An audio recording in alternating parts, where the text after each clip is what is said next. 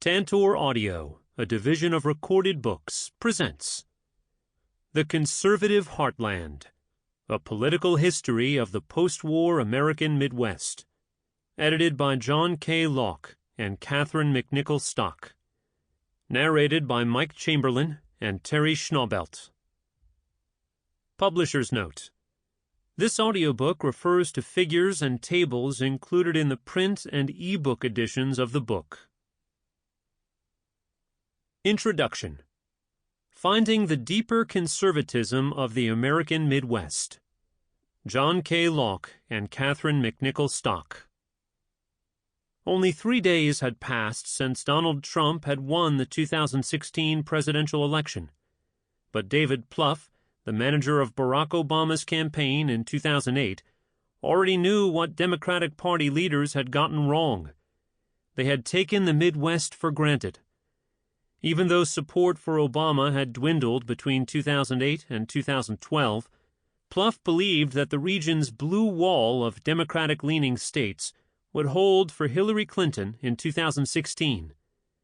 Plouffe and others had actually mocked Republicans for thinking they could change the map in the Midwest. As Trump's operatives flew around in Pennsylvania and Michigan, Plouffe wrote in the New York Times, many people, including me, ridiculed them as aimlessly and amateurishly wasting time and resources. But they saw something and committed to a strategy few even in the Republican Party thought would work. They challenged conventional wisdom and were proved right. After the 2016 election, it seemed unlikely that any future Democratic candidate for president would fail to visit Wisconsin, as the Clinton campaign famously had, ever again. Plouffe's analysis of the Republican upset was dead on, except for one thing. If there ever had been a Democratic blue wall in the Midwest, it had been built quite recently and with flimsy materials. In the lead-up to the 2016 election, pundits from both sides warned that Democrats should not assume their support in the region was secure. The conservative Merrill Matthews, for example, wondered how anyone on the left could call the Midwest a liberal region when voters had recently elected conservative governors like Scott Walker and Mike Pence, and nearly all state legislatures were dominated by Republicans. No less a liberal than 538's founder Nate Silver explained that if there ever had been a blue wall, it had not been built until 1992, when Democrats had begun a pretty good run. But, he countered, it doesn't sound so impressive to instead say Democrats have won 5 of the 12 elections since 1968. The facts bear Silver out. Democrats had performed well in the Midwest between 1992 and 2012, with Bill Clinton and Barack Obama winning Michigan, Wisconsin, Ohio, Iowa, and Illinois twice. In that same period, however, Republicans had made strong showings. George W. Bush won Ohio, Indiana, Missouri, Nebraska, Kansas, and North and South Dakota twice, and Iowa once. In earlier election cycles, the Republicans had been even more competitive. Reagan had won every Midwestern state except Minnesota in both 1980 and 1984. Nixon and Eisenhower also boasted sweeping wins in the region. The Republican victory in 2016 was hardly a fluke. Midwestern conservatives had expressed ideas, supported leaders, and built organizations and national prominence throughout the 20th century. It was Midwestern Republicans, for example, who had critiqued the New Deal and its empowerment of the federal bureaucracy most vociferously. In the 1930s and 1940s, William Allen White of Kansas and Senator Arthur Vandenberg of Michigan embraced a civic-minded establishment republicanism that shaped the Eisenhower-era Republican Party of the 1950s. Taftite Midwestern conservatives, the Chicago Tribune, the publisher Henry Regnery, and prominent Midwestern senators such as Everett Dirksen of Illinois and Robert Taft of Ohio represented another strand of Midwestern conservatism. During the era of World War II, the University of Chicago became a site of conservative thought with the blossoming of its great books and classical studies program, launched by Ohioan Robert Hutchins, and the UC also brought political philosopher Leo Strauss to Chicago to join market economists such as Friedrich Hayek and Milton Friedman. The writings of Russell Kirk of Mecosta, Michigan, made him the godfather of traditional conservative thought in the 1950s. Kirk mentored Illinoisan R. Emmett Tyrrell, Jr., who would go on to publish a conservative paper for students at Indiana University. Kirk and Tyrrell worked with the newly organized Young Americans for Freedom, which was also largely led by young Midwesterners.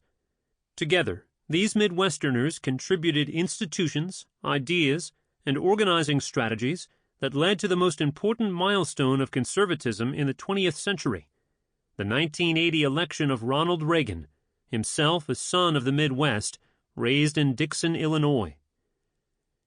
This volume seeks to remind political commentators, scholars, and the public of these varied and nationally significant traditions of conservatism in the Midwest. By doing so, it also joins the collective effort to revive Midwestern history as a whole. During the early 20th century, the Midwest was home to a robust movement of regional historians who diligently chronicled their region. In the years after World War II, however, this movement collapsed, and the historical study of the Midwest as a region went into eclipse. Most political and cultural historians who have examined places in the Midwest have focused narrowly on urban areas such as Detroit, Chicago, and Milwaukee, and on mid-century Democratic politicians such as Hubert Humphrey, George McGovern, and Richard Daley.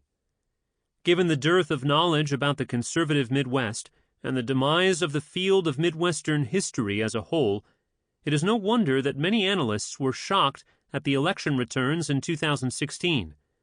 A revived Midwestern history, with a focus on the region's varied social, cultural, economic, geographic, and political landscapes, can help us understand all of American culture more completely. Grounding the history of conservatism in the Midwest also provides a fuller understanding of post-war conservatism itself, especially the historic transition from everyday or establishment conservatism of the Eisenhower years to the new conservatism of the Nixon, Reagan, Bush era. Until the mid-1990s, academic historians largely ignored the history of modern conservatism altogether. Since then, it has become a burgeoning subfield, but it remains dominated by studies of the American South, the Southwest, and California. It is easy to understand why this has been the case, as historic developments in those regions created natural starting places for both the new conservative movement and initial research. As Lisa McGurr and others relate, the development of a large defense industry in Orange County and other parts of Southern California spurred anti-communism and anti-statism on the West Coast. With McGurr, Michelle Nickerson has shown that suburban white women often led these local movements before becoming involved in larger political campaigns like those for Goldwater and Nixon.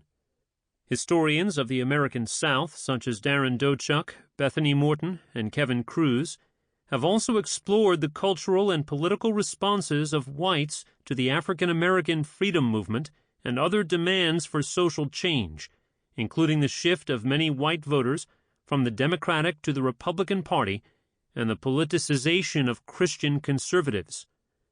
Spreading out from the traditional Cotton South, historians have also explored the growth of conservatism and suburbanization in the Sunbelt as a whole.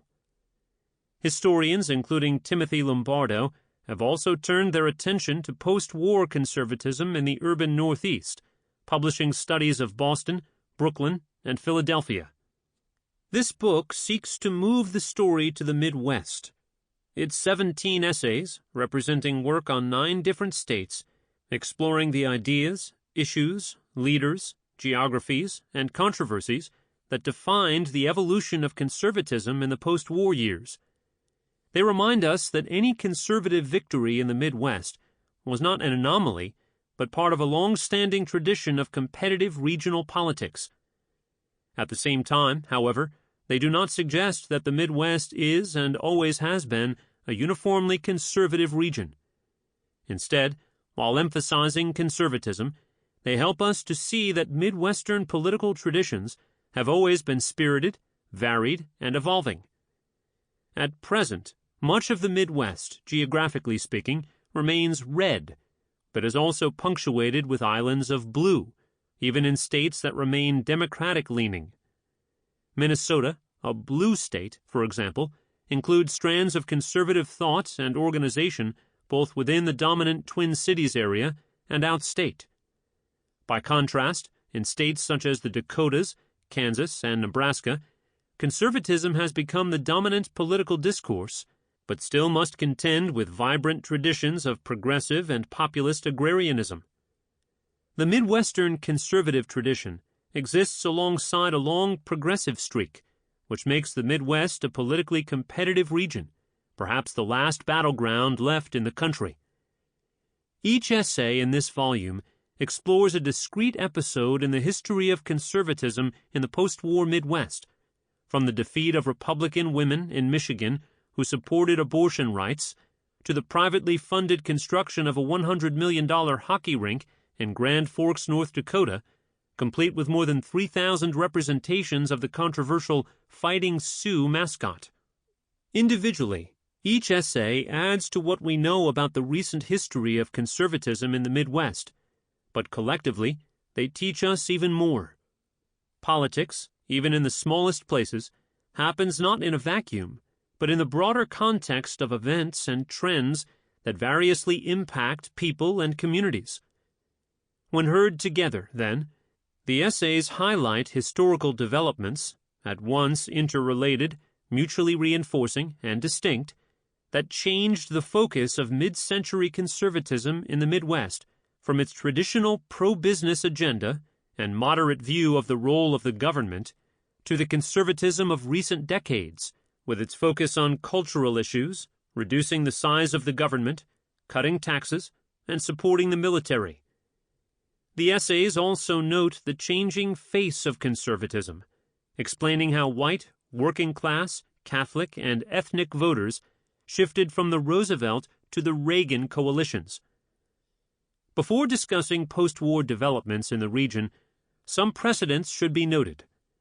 Conservative instincts did not suddenly materialize in 1945. The Midwest was settled after the American Revolution, and the region embraced, from the beginning, a tradition of democratic governance, private property, and open markets. No region in the world, Andrew Caton said of the Midwest, saw a more unfettered and less contested expansion of capitalist enterprise in the 19th and 20th centuries. James Madison called the Midwest one of the greatest monuments to capitalism the world has ever seen. The agricultural and industrial economies of the Midwest boomed during the 19th century. As the Midwest grew economically stronger, its regional identity deepened. As the Midwest emerged as a recognizable and distinct region in the late 19th century, for example, it began to grow its own institutions and develop its own voices and generally assert some regional independence. As a stronger Midwestern regionalism developed, so did more frictions with the dominant metropoles of the East. These longer-term traditions of market economics and resistance to coastal domination helped to explain the post-war assertions of regional identity and independence and a skepticism of coastal cities, large government, and liberal activism. This deeper history helps highlight four major developments that spurred conservatism in the Midwest in the post-war era. The first was the gradual strengthening of political and cultural liberalism in the country during the New Deal and in the aftermath of World War II. At mid-century, the power of organized labor was at its zenith. Likewise, in the early 1960s, a new generation, the New Left, pushed for aggressive reforms, advancing anti-poverty initiatives, efforts to reform the criminal justice system, and anti-war, anti-nuclear, feminist, gay rights, and environmental movements. At the same time, the Kennedy and Johnson administrations were increasingly activist, and the Supreme Court made a number of left-leaning decisions, including those that ensured rights to accused criminals, legalized contraception and abortion, and banned prayer in school. As the essays in this volume demonstrate, none of these events went unnoticed in the Midwest. In Wisconsin, for example, when a coalition of liberal leaders and groups advocated abolishing prisons, conservatives responded with a concerted effort to strengthen criminal statutes and to crack down on drug use, part of a much larger effort to promote law and order. In Indiana, the performative protests of leftist student radicals sparked criticism from conservative students and the creation of conservative organizations and magazines at Indiana University. When South Dakota Senator George McGovern, son of a conservative Methodist minister, emerged as the face of the new politics and the campus left, voters in his home state began to wonder if he still reflected South Dakota thinking. In 1980, they decided that he did not. McGovern's defeat in his bid for re-election to the U.S. Senate became an exclamation point on the coming of Reagan's conservative revolution and symbolic of the rejection of liberalism in the Midwest in the wake of the 1960s. While the story of a backlash to an increasingly activist liberalism is a national one, specific demographic characteristics gave it a unique quality and momentum in the Midwest. Nearly all states in the region had long been home to large ethnic working-class communities and large concentrations of Catholics. Most of these men and women were dutiful members of the Roosevelt Coalition, and many were members of powerful unions, including the famous United Auto Workers Union. But these allegiances weakened as the century unfolded. A cloud of corruption settled over union activities during the 1950s, and, combined with business efforts to promote right-to-work laws, labor's strength gradually diminished.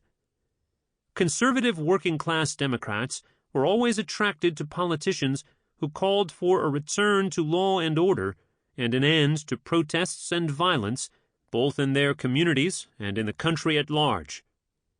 Charlie Stenvig, an upstart outsider, political independent, and former policeman, rode these sentiments and a law and order platform to victory and served as mayor of Minneapolis from 1969 to 1973 and 1976 to 1978. In South Dakota, another political outsider, Bill Janklow, rose to prominence and the governor's office by promoting law and order and a tough stance against the protests and violence of the American Indian movement. On the northern peninsula of Michigan, State Representative Dominic Jacobetti, a Democrat, organized a separatist campaign so that rural counties would not be beholden to downstate urban problems and priorities, particularly environmental regulation. These events in urban Minneapolis and South Dakota and the Upper Peninsula of Michigan show how working-class voters began to embrace conservative anti-crime messages and calls for less government regulation, a trend that has continued. After the 2016 election, the chair of the Democratic Party in Mahoning County, Ohio, where Youngstown is located, said, "At one time, a guy who showered after work and not before used to be reliably blue, and I'm not sure they are anymore." A second factor in the transition to a new Midwestern conservatism was growing Catholic support for the movement. In an early sign of the coming disjuncture between Catholics and the Democratic Party, for example, during the 1950s, many Catholic intellectuals joined the conservative cause. So did Clarence Mannion, the dean of the University of Notre Dame Law School, who developed a prominent national radio show. By the 1960s, many working and middle-class Catholics left the Democratic Party over cultural issues such as abortion. Two of the most influential conservative activists of this era, Phyllis Schlafly of St. Louis and Paul Weyrich of Racine, Wisconsin, were Catholics from the region.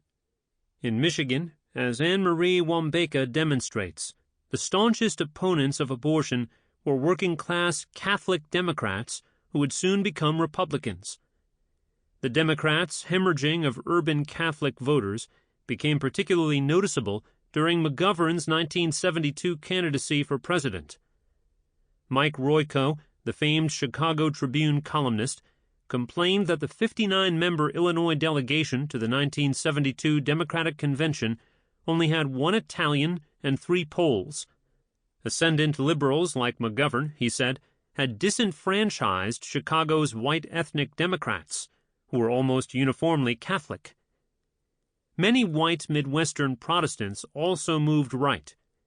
In the immediate aftermath of World War II, Republicans across the country were known for their frequent church attendance. In the Midwest, many belonged to the increasingly liberal and socially activist mainline Protestant denominations, whose pews were filled with businessmen, professionals, and their families. But the rise of popular evangelical leaders with a national media presence and a strong anti-communist ideology, like Billy Graham, who launched his career as president of Northwestern Bible College in Minneapolis from 1948 to 1952, attracted Midwestern Protestants to evangelical ideas, even at a time when there were not many evangelical congregations in the region. In the 1960s, 1970s, and 1980s, in response to the cultural liberalism of the era, Midwesterners left their former congregations, built their own churches, hired pastors who emphasized Bible-based teachings and personal salvation, and became more involved in organizations such as Iowa's Conservative Coalition. These conservative Protestants contributed to the defeat of prominent Midwestern Democratic senators such as Dick Clark, Iowa, Birch Bayh, Indiana, Gaylord Nelson, Wisconsin, and George McGovern, South Dakota, in 1978 and 1980. In perhaps the most surprising turn of events in a region where anti-Catholicism persisted at least until the 1960 election, evangelical Protestants increasingly worked with Catholics to promote an agenda of cultural conservatism. Midwestern Catholic Congressman Henry Hyde of Illinois, a product of a Democratic family, became a nationally known opponent of abortion as a Republican. Hyde would speak to audiences during the 1970s and say, "I stand before you, a 652-month-old fetus." A third factor that contributed to the post-war conservative resurgence, along with rising liberalism and the ecumenical activism of conservative Christians, was the drastically changing economic climate of the post-war era. By the mid-1950s, the heyday of both the industrial and the agricultural Midwest had nearly peaked, and as early as 1950, some Midwestern states experienced decreases in population and numbers of electoral college votes. The manufacturing sector, including the steel and automobile industries, would lose hundreds of thousands of jobs to automation and to southern states or offshore locations. Rust Belt refugees followed in search of employment to the Sunbelt cities of Houston, Dallas, and Phoenix, and contributed to the erosion of once powerful labor unions in the Midwest. Republican governors, including Ed Schaefer in North Dakota, James Rhodes in Ohio, Bill Janklow in South Dakota, and Mitch Daniels in Indiana, sought to diversify their economies through corporate investment, even if it meant offering special deals to corporations, even Japanese automobile corporations, they had never considered doing business with before. Farmers and farm groups still fought to preserve an older agrarian way of life, but technological changes in farming and economic struggles caused more and more people to leave the farm. The demise or decline of prominent farm organizations, such as the National Farmers Organization and the National Farmers Union, and the increasing size and business orientation of the remaining farms, has made the countryside more conservative, especially in the area of culture. For a century, cosmopolitans have seen the rural and small-town Midwest as provincial, home to a village mind, and thus a source of resistance to modern liberalism and of continuing political and cultural frictions. These tensions periodically became manifest, such as the moment a small town in Minnesota fought back against a European reporter who attempted to smear the town as backward and retrograde. Changing racial demographics and the lived experience of both whites and people of color in the region was the fourth factor that influenced the new conservatism in the Midwest. While many African Americans had stayed loyal to the party of Lincoln through mid-century, the new conservatives of the 1970s and 1980s, in the Midwest as throughout the country, were largely white. A few were attracted to, or at the very least not repelled by, the open racial hostility of conservative candidates like George Wallace.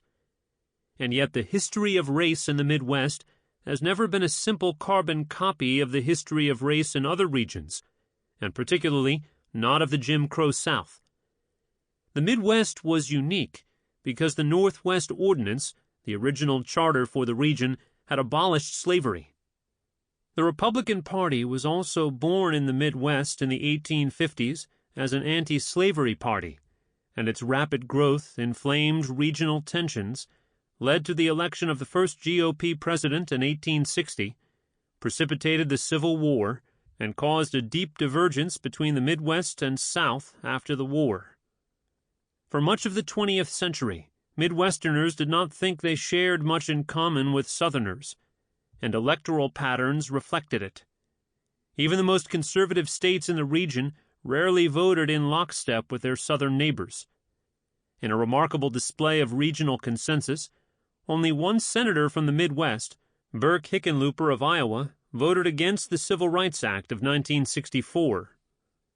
Many African Americans also recognized that race relations in the Midwest were much better than in the South. Between 1910 and 1970, the children and grandchildren of former slaves and their children streamed out of the South and into Midwestern cities such as Chicago, Detroit, and Milwaukee. Richard Wright famously fled Mississippi for Chicago and was spellbound by his newfound freedoms. In one of Wright's most memorable lines in his autobiography, he wrote about how Southern blacks would take a part of the South to transplant in alien soil in the North to see if it could grow differently, if it could drink of new and cool rains, bend in strange winds, respond to the warmth of other suns, and perhaps to bloom. Isabel Wilkerson would adopt these lines for her prize-winning account of the Great Migration, The Warmth of Other Suns, which does much to emphasize the stark transition from South to North and to describe the celebrations of blacks once they crossed the Ohio River into the North. As Wright recognized, the central purpose of the migration was to flee from one American region to another, an exodus premised on a deep commitment to a vision of regional differences and driven by Northern fever and a corresponding hatred of the South. Southern blacks routinely recounted the horrors of the Jim Crow South as a basis for leaving. They wanted to go anywhere north, anywhere but the South, and were drawn by the powerful image of the North as the promised land. They saw Midwestern cities as a new world. Wright described the trek as going to another country. As Wilkerson has explained, they hopefully moved into a new world called the Midwest, a foreign region of essentially another world. After crossing the Ohio River, black migrants from Mississippi stopped and held solemn ceremonies and rejoiced, and others embraced their new freedoms by sitting next to white people on the train. When a Chicago commission surveyed Southern black migrants and asked why they left, they cited the better conditions in Chicago and the need to get away from the South. Black migrants felt like Wright, who declared, "We'd rather be a lamppost in Chicago than the president of Dixie." Wright was immediately struck by the absence of racial fear in Chicago and noticed how blacks and whites sat together on streetcars with nobody noticing, as though this were a normal thing to do. Wright recorded that the white men seem impersonal, and their very neutrality reassures us. Oh, sweet welcome indifference! Ida Mae Brandon Gladney, a migrant who left Chickasaw County, Mississippi, and was profiled by Wilkerson, said Chicago looked like heaven to me then. Gladney was following a common interregional migration stream that took blacks like Richard Wright and his family from Mississippi, Louisiana, and Alabama to Midwestern cities such as Chicago, Detroit, and Cleveland. Blacks from coastal states, in another regional dynamic, tended to move to New York and Philadelphia. The regional divide was immediately visible to Southern black migrants, and their vision of Canaan in the Midwest put into sharper focus the tyranny of Egypt back in the South. In Chicago, for example, Blacks and whites large. Sample complete. Ready to continue?